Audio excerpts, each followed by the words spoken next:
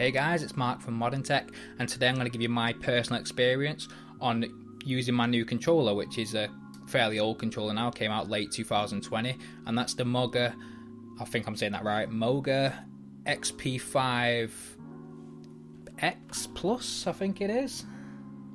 XP5-X Plus, yes. Now I know this control pad came out in late 2020 and there is already a few reviews on there, but I'm going to review it using my experience of using it within a couple of days on Steam. I'm not going to review any phone aspects to it.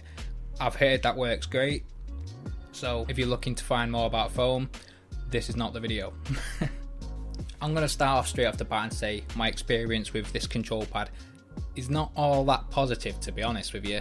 It's took me quite a while to actually get it working. First time I set it up, I installed the Bluetooth, worked perfect, straight off the bat, played one game, closed it off, started up my computer again, tried to play another game.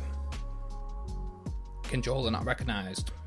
So I had to do all the basic turn off Bluetooth, turn it on again, connect, disconnect, restart a couple of times, etc. And nothing worked. It worked wired, everything worked perfect wired, but it wasn't showing for the games. I tested it originally on Skater XL and it worked straight off the bat, but when I tried to play Skater XL again, it wouldn't work, and that was using the Bluetooth connection. There are a couple of things to note with this.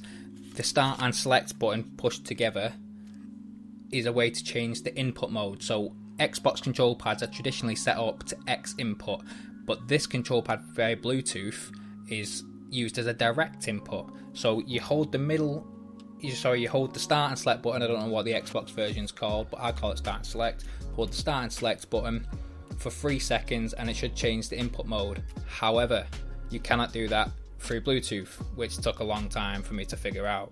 But even regardless of that being part of the problem, I had already played Skater XL using Bluetooth. So why was it not working this time?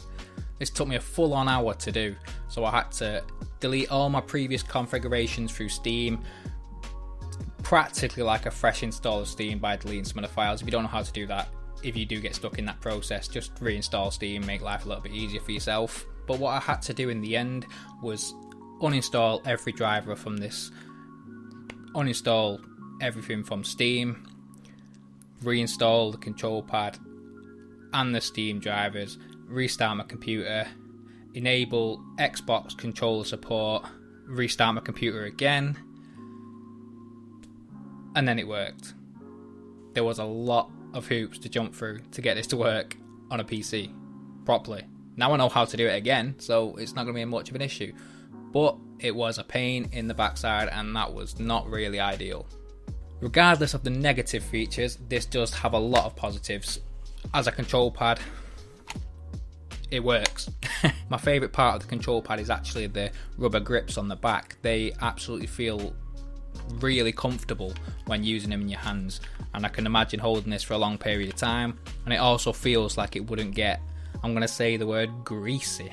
This controller has a micro USB to be used wired, and it also has a USB port at the top which can be used as a charging dock. So if you have a mobile phone and you need to charge your mobile phone, you can plug it into there and use the battery power off the control pad, which is pretty cool. I can imagine that's a lot more convenient for people who are playing it mobile and they're using a phone as a screen, and the control pad's got more battery than the phone. You can obviously just plug it in as well while you're playing and kind of get a bit more of a playtime out of it. There's also a battery life indicator at the bottom. It shows you how much battery you got remaining. It goes up to 4 bars. I've tried this on a few games now, and most games I did get working perfectly fine, finally solving the input issue. However, some games just did not work at all. There's not a way I could do it. I could not figure it out one bit. As you can see on the screen, Goat Simulator just would not work. However, my old PowerA control pad works perfectly. This game wasn't running on Steam, so I don't know if that's an issue or not. I ran that externally, but regardless, it did not work. One slightly cool thing about it, which does have its downsides as well, is you can hold the middle Xbox logo button and move the right analog stick as a mouse cursor.